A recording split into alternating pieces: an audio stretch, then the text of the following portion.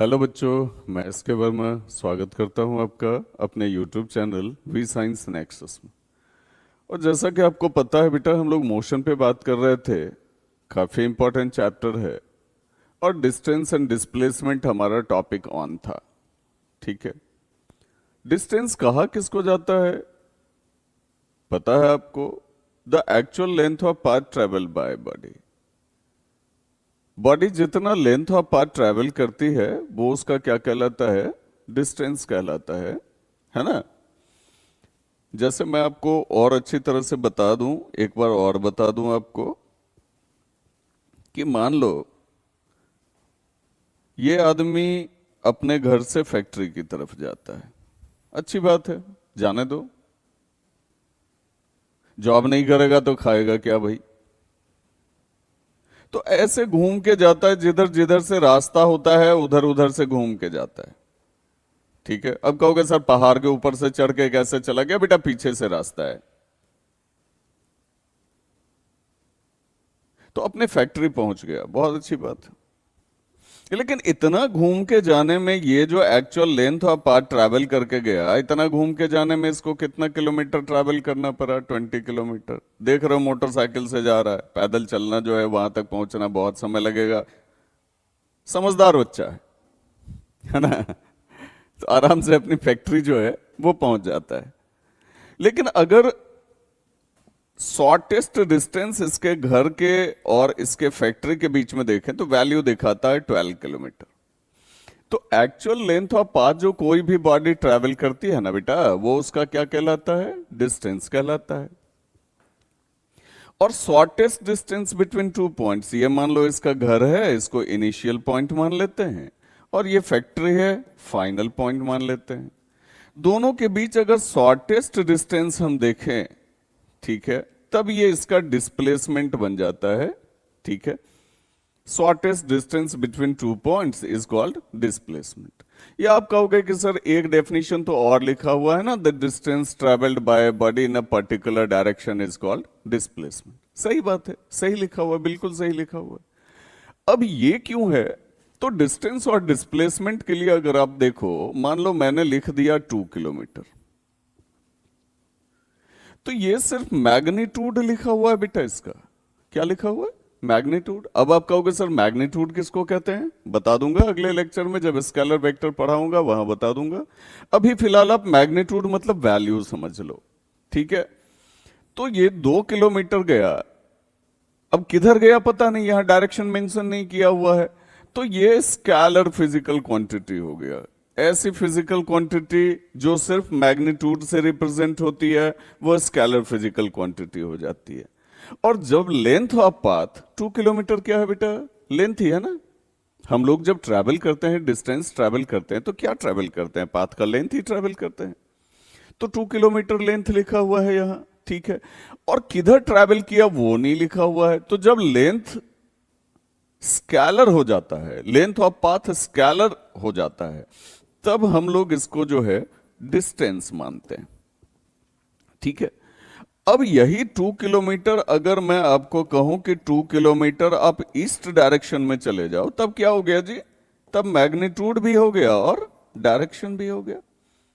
ठीक है, तब तो ये वेक्टर फिजिकल क्वांटिटी हो गई ना। ऐसी फिजिकल क्वांटिटी जिसको मैग्नीट्यूड और डायरेक्शन दोनों से एक साथ रिप्रेजेंट किया जाता है, वो वेक्टर फिजिकल क्वांटिटी हो जाती है। ठीक है, और तब हम इसको जो है अलग नाम दे देंगे बेटा, तब इसका नाम हो जाएगा डिस्प्लेसमेंट। है ना, प्रॉपर्टी चेंज हो गई तो नेम भी चेंज हो जाएगा, डिस्प्लेसमेंट हो जाएगा। यहां सिर्फ मैग्नीट्यूड है, इसीलिए इसको सिर्फ डी से दिखाते हैं, और यहां मैग्नीट्यूड भी है, डायरेक्शन भी है, इसीलिए इसको डी वेक्टर से दिखाते हैं। सही है ना? तो डिस्टेंस जब भी दिखाना हो तो डी से दिखा दो, डिस्प्लेसमेंट जब भी दिखाना हो तो डी वेक्टर से दिखा दो। आ रही बात समझ में? डिस्टेंस और डिस्प्लेसमेंट के ढेर सारे प्रॉब्लम्स भी हम लोग अभी सॉल्व करेंगे, ढेर सारे न्यूमेरिकल्स भी हम लोग अभी सॉल्व करेंगे।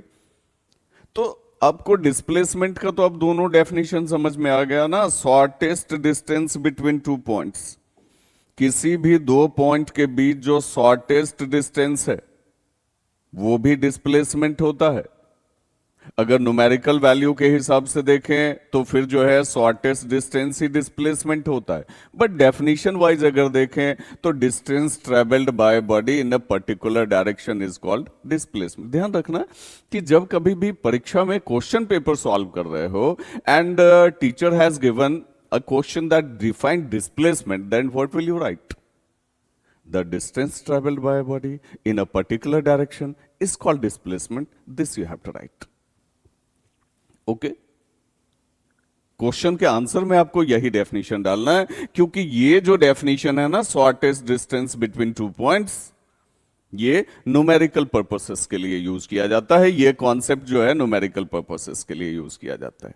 ठीक है, तो अभी तक मैंने जितना पढ़ा है सब समझ में आ गया? ओके, डिस्टेंस भी समझ में आ गया, वैसे पिछले लेक्चर में भी हमने समझा दिया है, डिस्प्लेसमेंट भी समझ में आ गया। अच्छी बात है, बहुत अच्छी बात है। ठीक है, चलो अब इसके कुछ प्रॉब्लम्स हम लोग सॉल्व करते हैं बेटा।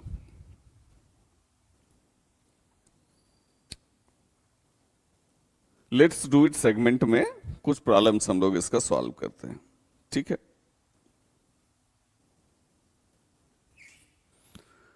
पहला प्रॉब्लम है, an object has moved through a distance. कोई ऑब्जेक्ट किसी डिस्टेंस को ट्रेवल करती है, बढ़िया बात है। Can it have zero displacement? क्या उसका डिस्प्लेसमेंट जीरो हो सकता है? If yes, support your answer with an example. अगर हां, तो आप इस आंसर को, अपने आंसर को एक एग्जाम्पल से सपोर्ट करो। तो पहले तो ये बताओ, हो सकता है कि नहीं हो सकता है? बिल्कुल हो सकता है। मान लो कि आप सुबह सुबह जो है अपने घर से स्कूल के लिए निकलते हो। घर से कहां निकलते हो बेटा? स्कूल के लिए निकलते हो। ठीक है, अब घर से स्कूल जाने में आपको जो है 4 किलोमीटर डिस्टेंस ट्रैवल करना पड़ता है, बढ़िया बात है। तो उसके बाद क्या होता है? फिर स्कूल में ही रह जाते हो क्या हमेशा के लिए? आप कहोगे नो सर, छुट्टी होती है तो फिर तो घर आते हैं, भूख लग जाती है ना, मां से मिलने का मन करता है, तो आप चले आओ, फिर घर चले आओ, वापस घर चले आओ। ठीक है, तो आप घर से स्कूल चले गए, स्कूल से फिर वापस चले आए। ठीक है, तो यहां टोटल डिस्टेंस ट्रेवल्ड आपका कितना हो जाता है बताना? 4 kilometre plus 4 kilometre is equal to कितना किलोमीटर बेटा? 8 किलोमीटर। ठीक, ये टोटल डिस्टेंस ट्रेवल्ड हो गया आपका। चूंकि यहां क्वेश्चन क्या था कि आपको एक एग्जाम्पल से सपोर्ट करना है कि ऑब्जेक्ट ने डिस्टेंस ट्रेवल किया और डिस्प्लेसमेंट उसका जीरो भी हो सकता है। जीरो कब हो सकता है? जब ऑब्जेक्ट जहां से चली है फिर वहीं आ जाए। ठीक है, तो यहां डिस्प्लेसमेंट जीरो हो जाएगा। आप कहोगे क्यों सर? क्योंकि डिस्प्लेसमेंट इज इक्वल टू क्या हो जाएगा? तो ये 4 किलोमीटर गया है बेटा, इसका जाने का डायरेक्शन देख लो, प्लस 4 किलोमीटर आ भी गया ना वापस, इसके आने का भी डायरेक्शन देख लो। ठीक है, अब वेक्टर अलजेब्रा कहता है कि ये दोनों ऐड नहीं होगा, ये दोनों ऐड नहीं होगा। कहोगे सर यूनिट जब सेम है तो ऐड तो हो जाना चाहिए। नहीं होगा बेटा। क्यों नहीं ऐड होगा? क्योंकि जब तक डायरेक्शन सेम नहीं करेंगे तब तक यूनिट सेम होने से कोई फर्क नहीं पड़ता। ठीक है, आप उसको ऐड या सब्ट्रैक्ट नहीं कर सकते हो। अब एक बात और जान लो कि जब भी डायरेक्शन चेंज करोगे तो साइन भी चेंज हो जाएगा। ठीक है, तो आप क्या करो, आप इसको ऐड करना चाहते हो, सही बात है, तो 4 किलोमीटर का डायरेक्शन वही छोड़ दो बेटा, जैसा है वही वही छोड़ दो। इस 4 किलोमीटर का डायरेक्शन आप चेंज कर लो।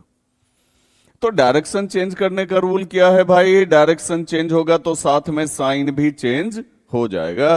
तो अब बताओ 4 kilometre minus 4 kilometre is equal to बताना क्या हो जाएगा? जीरो हो जाएगा कि नहीं हो जाएगा? तो डिस्प्लेसमेंट क्या हो गया? जीरो हो गया। ठीक है, वैसे आपके क्लास के लिए आप ये सोच सकते हो कि कोई भी बॉडी जहां से शुरू करती है फिर जब वहीं चली आती है तो उसका डिस्प्लेसमेंट क्या हो जाता है? जीरो हो जाता है। तो इस एग्जाम्पल से आप इसको सपोर्ट कर सकते हो। ये प्रॉब्लम आपका सॉल्व हो जाएगा कि बॉडी ने डिस्टेंस ट्रैवल तो किया है, डिस्टेंस तो बॉडी ने ट्रैवल किया है, लेकिन डिस्प्लेसमेंट बॉडी अपना क्या शो कर रहा है? जीरो शो कर रहा है। तो आप अगर इसको एक एग्जाम्पल से सपोर्ट करना चाहो तो आप डिस्टेंस दिखा सकते हो, ये चाहो तो बना के दिखा सकते हो, नहीं चाहो तो आपके क्लास के लिए नहीं है, नहीं भी बना के दिखा सकते हो। आप यहां लिख सकते हो कि बॉडी जहां से चली है फिर वहीं आ गई, इसीलिए बॉडी अपना डिस्प्लेसमेंट जीरो शो कर रही है। तो डिस्टेंस जो है वो 8 किलोमीटर हो गया और बॉडी का डिस्प्लेसमेंट जीरो हो गया। वैसे इसकी भी जरूरत पड़ेगी, अगर आप इसको अच्छी तरह जो है समझ रहे हो, समझ सकते हो, तो और भी अच्छी बात है बेटा, बहुत अच्छी बात है। ठीक है, अब जैसे इसी का मान लो दूसरा प्रॉब्लम लेते हैं, इसी टाइप का दूसरा प्रॉब्लम हम आपके लिए एक और लेते हैं। ठीक है, सपोज करो कि एक लड़का है, ठीक है, मान लो चंगू लाल है। अब ये चंगू लाल क्या करता है? तो पी से क्यू तक जाता है, पी से क्यू तक जाता है, बढ़िया बात है। अब यहां से यहां तक गए, अच्छा चलो चंगू लाल ले ही आए हैं तो मंगू लाल भी ले आते हैं। चंगू और मंगू दोनों दोस्त है सपोज, और मंगू यहां खड़ा होकर देख रहा है कि चंगू क्या कर रहा है। ठीक, तो मंगू खड़ा होकर देख रहा है और चंगू चल रहा है। यहां एक क्वेश्चन हम आपसे पूछना चाहते हैं कि मंगू के कंपैरिजन में चंगू मोशन में है और चंगू के कंपैरिजन में मंगू रेस्ट में है। तो मोशन और रेस्ट दोनों रिलेटिव टर्म है बेटा। अगर आपने लेक्चर स्टडी नहीं किया है कि मोशन किसको कहते हैं, रेस्ट किसको कहते हैं, तो लेक्चर इसका जो है चैनल पे पड़ा हुआ है, आप उसको निश्चित ही स्टडी कर ले, बहुत इंपॉर्टेंट लेक्चर है बेटा। ठीक है, तो चंगू के लिए रेफरेंस हो गया मंगू और मंगू के लिए रेफरेंस हो गया चंगू। ठीक है, खैर चलो वो अलग बात हो गई। अब यहां हम लोग न्यूमेरिकल को सॉल्व कर रहे थे कि ये यहां से P से Q तक गया, अच्छी बात है। सपोज करो 10 मीटर गया, कितना मीटर गया? 10 मीटर। और रिटर्न में आते वक्त ये R पे रुक गया, है ना। रिटर्न आते वक्त ये 3 मीटर आया और R पे रुक गया। अब अगर इसका टोटल डिस्टेंस ट्रेवल कैलकुलेट किया जाए तो आप कहोगे सर 10 मीटर गया था, फिर 3 मीटर रिटर्न हुआ तो 13 मीटर हो गया। सर सही सोचते हो, लेकिन अगर इसका डिस्प्लेसमेंट बेटा कैलकुलेट करें, ठीक है, तो जनरली आप कैलकुलेट कर सकते हो 10 metre minus 3 metre is equal to 7। Sir 7 metre होगा, बढ़िया बात। लेकिन अगर इसको वेक्टर के एडिशन से कैलकुलेट करो, ठीक है, तो 10 मीटर जिस डायरेक्शन में गया था प्लस 3 मीटर जिस डायरेक्शन में आया, तो अब आपको पता है अच्छी तरह से कि डायरेक्शन अलग अलग है, ये ऐड नहीं होगा, तो डायरेक्शन चेंज करना होगा। तो 10 मीटर ऐसे ही रहने देते हैं, 3 मीटर का डायरेक्शन चेंज कर देते हैं। अब आपको पता है कि डायरेक्शन चेंज होगा तो साथ में साइन भी चेंज हो जाता है। तो ये हो गया बेटा 7 metre in this particular direction, ये इसका डिस्प्लेसमेंट हो गया। ठीक है, तो इस तरह से हम लोग जो है वेक्टर अलजेब्रा के थ्रू प्रॉब्लम को सॉल्व कर लेते हैं। आप चाहो तो जनरली भी डायरेक्ट भी यहां लिख सकते हो, सर 10 मीटर गया था ना, 3 मीटर वापस आ गया ना, तो सर इसका डिस्प्लेसमेंट 7 मीटर हो गया। तो आप पे डिपेंड करता है कि आप इसको कैसे सॉल्व करते हो। ठीक है, तो फर्स्ट नंबर प्रॉब्लम समझ में आ गया बेटा, एक्सप्लेन भी कर दिया मैंने अच्छी तरह से, अलग अलग तरीके से एक्सप्लेन कर दिया ताकि आपके कॉन्सेप्ट में फुल क्लैरिटी रहे। ऐसा ही क्यों हो जाता है, बॉडी अपने ही पोजीशन पे फिर वापस आ गया तो उसका डिस्प्लेसमेंट जीरो क्यों हो जाता है, इसीलिए मैं आपको एक्सप्लेन कर रहा था, मैं आपको समझा रहा था। ठीक है, एक चिड़िया अपने घोंसले से तालाब पर चली जाती है पानी पीने के लिए, मान लो 10 किलोमीटर चली जाती है। अब कहोगे सर चिड़िया उतना उड़ेगी, बीच में बेहोश होके गिर जाएगी, प्यास भी लगी हुई है उसको। ठीक है, तो मान लो 2 किलोमीटर उड़ के जाती है। ठीक है, चलो डिस्टेंस कुछ भी हो सकता है, 2 किलोमीटर उड़ के जाती है, फिर अपने घोंसले में वापस आ जाती है। तो बेटा उसका डिस्टेंस ट्रेवल्ड क्या हो जाएगा? 2 किलोमीटर जाने में, 2 किलोमीटर आने में, 2 4 किलोमीटर हो गया ना फिर। ठीक है, और डिस्प्लेसमेंट क्या हो जाएगा? आप कहोगे सर जीरो, क्योंकि जहां से चली थी फिर वहीं पहुंच गई है ना बेटा, इसीलिए उसका डिस्प्लेसमेंट 0 हो जाएगा। ठीक है, चलिए अगला क्वेश्चन है, a farmer moves along the boundary of a square field of side 10 metre in 40 second. एक स्क्वायर फील्ड है, स्क्वायर शेप का एक फील्ड है, और उसकी बाउंड्री जो है 10 मीटर की है। चलिए अच्छी बात है, जो भी है। A farmer moves along the boundary of a square field of side 10 metre in 40 second. ठीक, what will be the magnitude of displacement of the farmer at the end of 2 minute 20 second from his initial position? चलिए solve करते हैं।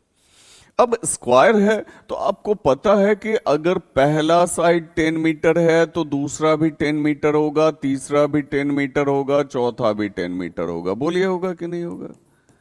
क्योंकि square के सारे sides क्या होते हैं बेटा? इक्वल होते हैं। ठीक, अब मान लो ये पॉइंट ए है, ये बी है, ये सी है और ये डी है। ए से बी तक जब यह आता है फार्मर तो 40 सेकेंड में आ जाता है। ठीक, 1 second. A farmer moves along the boundary of a square field of side 10 metre in 40 second. No बेटा, मामला क्या है कि ये एक बार में इसको घूम के आ जाता है कितना सेकंड में? 40 सेकंड। ठीक है, बढ़िया से देखो प्रॉब्लम को। A farmer moves along the boundary of a square field, ठीक है, of side 10 metre in 40 second. Field है, 10 मीटर साइड है, स्क्वायर फील्ड है, तो सारे के सारे साइड्स 10 मीटर हो जाएंगे। और ये इसकी बाउंड्री को एक बार घूम के आने में कितना सेकंड का समय ले लेता है? 40 सेकंड का समय ले लेता है।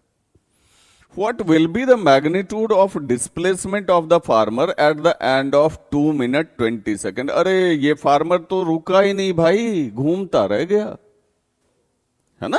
एक बार घूमा 40 सेकंड में, फिर घूमेगा 40 सेकंड में, फिर घूमेगा 40 सेकंड में, मतलब ये 2 मिनट 20 सेकंड तक घूमता ही रह गया, लगातार घूमता रह गया। तो बेटा 2 मिनट 20 सेकंड में जो है कितना 2 मिनट 20 सेकंड में कितना सेकंड हो जाएगा टोटल बताना? आप कहोगे सर 140 सेकंड हो जाएगा। अच्छी बात। तो जब ये एक बार घूमता है 40 सेकंड में, तो 140 सेकंड में इसका जो है पूरा ये निकाल लो कितनी बार घूमता है। ठीक है, कितनी बार ये इसको रिवॉल्व कर लेता है, इसको कैलकुलेट कर लो। ठीक है, तो number of rotations is equal to आपके पास टाइम कितना हो गया? 140 सेकेंड, बट एक बार घूमने में कितना सेकेंड ले लेता है? 40 सेकेंड ले लेता है। तो ये 7/2 मतलब 3.5 रोटेशंस कवर कर लेता है, मतलब 3 बार पूरा घूम लेता है, पूरे पेरीमीटर में घूमता है। ठीक है, और फिर आधा पे आके रुक जाता है। मतलब आप देख लो 1 2 3 और हाफ, मतलब ए से फाइनली वो कहां तक पहुंचता है? सी तक पहुंच जाता है ना। ए से कहां तक पहुंच जाता है? सी तक पहुंच जाता है। तो अब यहां पूछ रहा है what will be the magnitude of displacement of the farmer at the end of 2 minute 20 second from his initial position. बढ़िया प्रॉब्लम है, अच्छा प्रॉब्लम है। ठीक है, अब डिस्प्लेसमेंट हमने आपको क्या समझाया? इसका इनिशियल पॉइंट कौन सा हो गया? ए। फाइनल पॉइंट कौन सा हो गया बेटा? सी हो गया। ठीक है, तो अब अगर यहां देखें तो इनिशियल और फाइनल पॉइंट के बीच जो है, जो शॉर्टेस्ट डिस्टेंस है वो हम कैलकुलेट कर लेते हैं। तो कैलकुलेट करेंगे तो बेटा इसका डिस्प्लेसमेंट निकल जाएगा। तो D vector is equal to यहां क्या हो जाएगा? D vector is equal to क्या हो जाएगा? तो रूट अंडर 10 स्क्वायर, ये भी साइड 10 मीटर, ये भी side 10 metre, root under 10 square plus 10 square, तो रूट अंडर 100 प्लस 100 हो जाएगा ना बेटा। तो रूट अंडर 200 हो गया, 10 √2 मीटर हो गया। ये इसका डिस्प्लेसमेंट हो गया। समझ में आ गई बात? तो दो प्रॉब्लम मैंने आपको एक्सप्लेन किया अभी, किसका? डिस्टेंस का और डिस्प्लेसमेंट का। ठीक है, अच्छा ये जो डिस्प्लेसमेंट है इसके लिए इसका डिस्टेंस ट्रेवल्ड कितना है ये बताओ। अगर बॉडी ए से सी तक आती है, मैं प्लेन प्रॉब्लम पूछ रहा हूं कि एक ऑब्जेक्ट ए से चलती है सी तक आ जाती है सीधा, है ना, सीधी बात, नो बकवास। ठीक है, तो ए से चलता है सी तक चला जाता है, तो इसका डिस्टेंस बताना। आप कहोगे sir 10 metre plus 10 metre is equal to 20 metre, ये इसका टोटल डिस्टेंस है, टोटल डिस्टेंस ट्रेवल्ड है। ठीक है, और डिस्प्लेसमेंट कितना हो गया बेटा? तो shortest distance between initial point and final point, तो ये हो गया कितना? 10√2 मीटर। समझ में आ गई बात? चलिए अच्छी बात, आगे बढ़ते हैं बेटा। Which of the following is true for displacement? Displacement के लिए क्या ट्रू है? अब देखो, स्केलर और वेक्टर के लिए मैं आपको जो है एक लेक्चर बना के दे दूंगा, फिर इस टाइप के प्रॉब्लम्स भी आसान हो जाएंगे।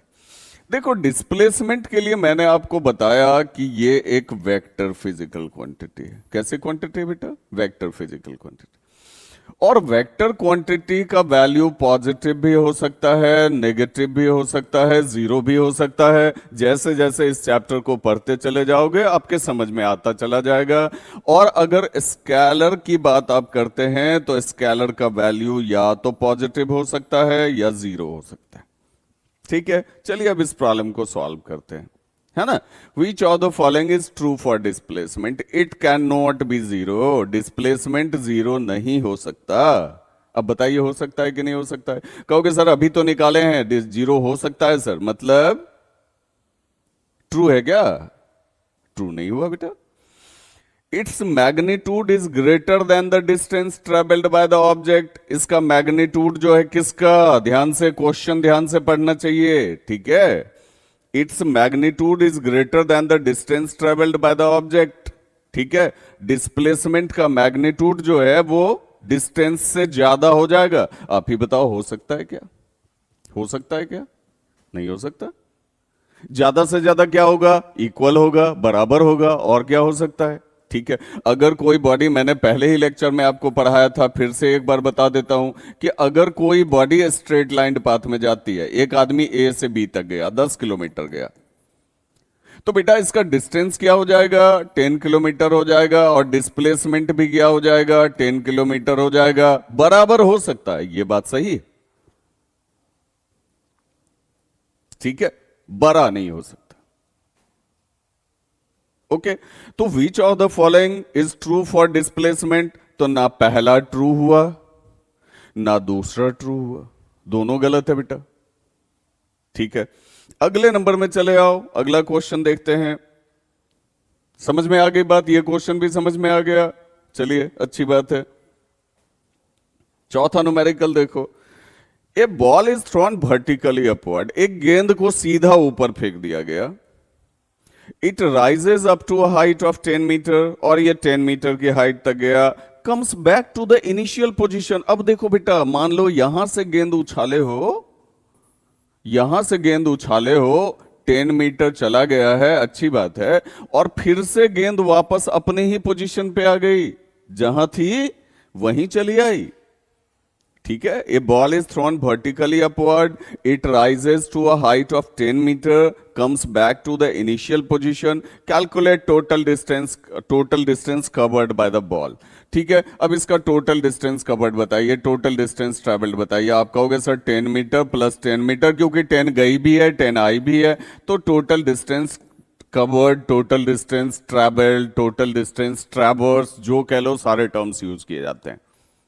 ठीक है, तो अब यहां अगर आप देखो तो ये हो गया 20 किलोमीटर, बहुत अच्छी बात है। और the displacement of the ball बताना बेटा, जल्दी से बताना, डिस्प्लेसमेंट क्या हो जाएगा, जल्दी से बताना, क्या होगा? जीरो होगा क्या? यस, बिल्कुल सही, जीरो हो जाएगा। क्यों जीरो हो जाएगा? क्योंकि जहां से चला फिर उसी इनिशियल पॉइंट पे पहुंच गया, वापस चला आया, तो इसका डिस्प्लेसमेंट इज इक्वल टू क्या हो जाएगा? जीरो हो जाएगा। सही है ना? कोई दिक्कत समझने में? चलिए अच्छी बात। तो जितना प्रॉब्लम्स बता देता हूं उन सारे प्रॉब्लम्स को खुद से भी बनाया करो, जितना कॉन्सेप्ट बता देता हूं बार बार लेक्चर्स को रिवाइज किया करो, क्योंकि बेटा कॉन्सेप्ट जितना ज्यादा क्लियर होगा, ठीक है, आपके डेवलपमेंट उतने ज्यादा होते रहेंगे। ठीक है, तो डिस्टेंस डिस्प्लेसमेंट के और भी प्रॉब्लम्स को हम लोग डिस्कस करेंगे, आगे और भी टॉपिक्स डिस्कस करेंगे। तो यदि आपको मेरे पढ़ाने का तरीका बहुत ज्यादा पसंद आ रहा हो तो निश्चित ही मेरे चैनल को सब्सक्राइब कर लें, वीडियो लेक्चर्स को लाइक कर दें बेटा, और बेल आइकन तो निश्चित ही प्रेस कर लें, ताकि जैसे ही कोई नया लेक्चर अपलोड होता है तो उसका नोटिफिकेशन आप तक पहुंच जाए। Best of luck, have a good day.